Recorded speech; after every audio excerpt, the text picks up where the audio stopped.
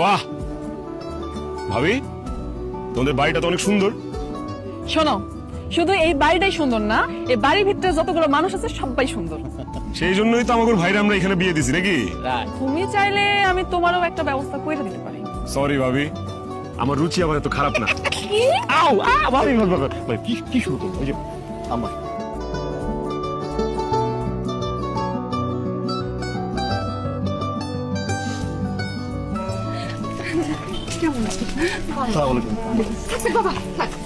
কেমন আছে? দুলা ভাই কেমন আছে? কেমন আছে? পরিচয় করে দিই, সীমারে তো চিনই। এ হইতেছে আমার বড় চাচার মেয়ে সাদিয়া, আর ও হইতেছে আমার ছোট চাচার মেয়ে সামিরা। আর সাদিয়া সামিরা এরা হইতেছে দুইজন আমার দেবর, সুজন আর নয়ন। আপা, দুলাভাই কিন্তু আমার সেই ভালো লাগছে। দেখতে দেবো না কার দুলাভাই? খবরদার, এই দিকে তাকান যাইবো না, এটা কিন্তু বুঝছে। আশেপাশে গুলোর দিকে তাকাইতে পারো। আচ্ছা দেখি বাবা, তোমার মিষ্টি খাওয়াই দিই। কিরে সুজন, আশেপাশে পোড়া গন্ধ পাইতেছস? কলিজা পোড়া গন্ধ পাইতেছি। এই বেটা, মুশ করে কথা কবি। কাইটটা ছেড়ে একদম লবণ মরিচ লাগাই দেবো। এই তোরা এমন করে কথা কইতেছিস কেন? এনারা হইছে আমাদের বাড়ির মেহমান। মেহমানরা আসছে, এদের সাথে ভালোভাবে ব্যবহার করতে হবে, ঠিক আছে? অমায়িক ব্যবহার করতে হবে, একদম বাজে ব্যবহার চলা যাবে না, ঠিক আছে?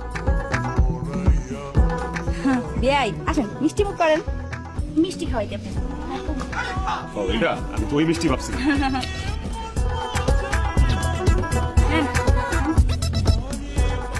সাবাস। আরেকটা মিষ্টি দেই না? না না, আমাদের আবার একটু হালকা ডায়াবেটিস আছে নাকি? আহারে, দুঃখজনক ব্যাপার। আমগো গ্রামে অবশ্য এই রোগটারে কি বলে জানেন? বহুমূত্র রোগ। অবশ্য চিন্তার কোনো কারণ নেই, একজন ভালো কবিরাজও আছে, চলেন এর কাছে নিয়ে যায়, আপনাদের রোগ সারা দিব। চলেন চলেন। হ্যাঁ সাবাস, ওষুধ। চান্দু, দেখি দেখি খুব খুব খুব।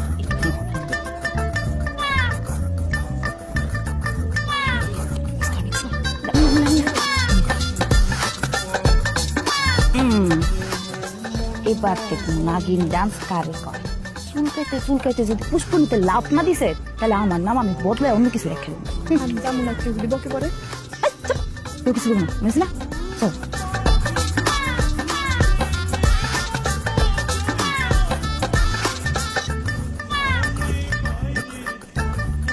কি হয়েছে?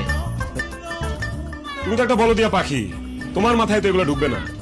এই যে তিনটা কাল সাপ ঘোরাফেরা করতেছে,